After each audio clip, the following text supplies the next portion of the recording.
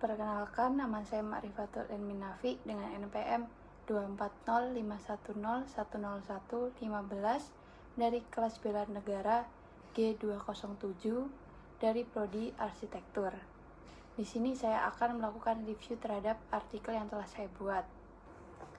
Halo semuanya, kali ini kita akan membahas tentang topik yang seru banget, yakni topik tentang masa depan bangsa Indonesia.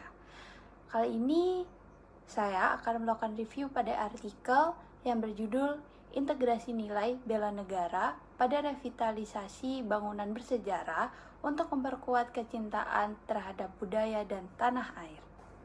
Di tengah pesatnya pembangunan arsitektur, banyak bangunan kawasan bersejarah di Indonesia justru terancam hilang. Beberapa bahkan dibongkar demi kepentingan pembangunan modern.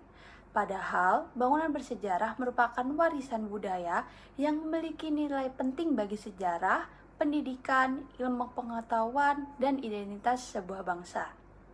Undang-Undang Nomor 11 Tahun 2010 tentang Cagar Budaya dengan tegas menyatakan bahwa bangunan bersejarah harus dilestarikan, bukan dihapus. Sayangnya, masih banyak anggapan bahwa bangunan tua adalah penghambat kemajuan kota.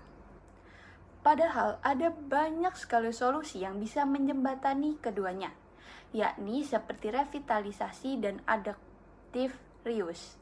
Revitalisasi bukan sekedar memperbaiki fisik bangunan, tetapi menghidupkan kembali fungsi sosial, budaya, dan ekonomi agar tetap relevan dengan kebutuhan masa kini.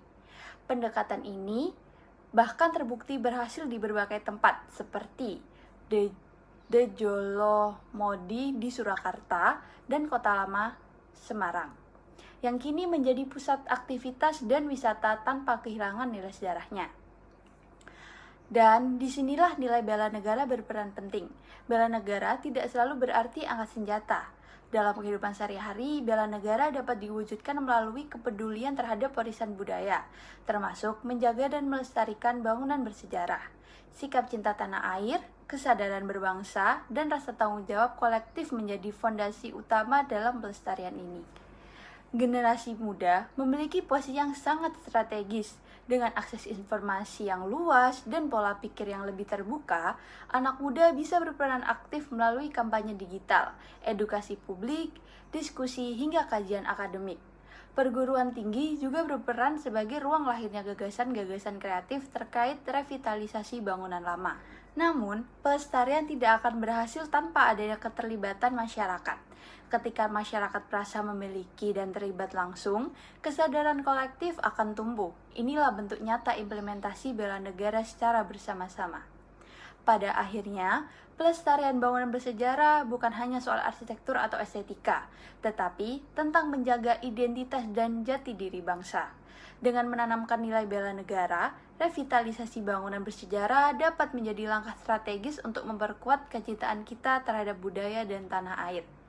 Karena saat kita merawat bangunan bersejarah, sejatinya kita sedang merawat ingatan, nilai, sejarah dari bangsa Indonesia. Sekian review saya akhiri. Wassalamualaikum warahmatullahi wabarakatuh.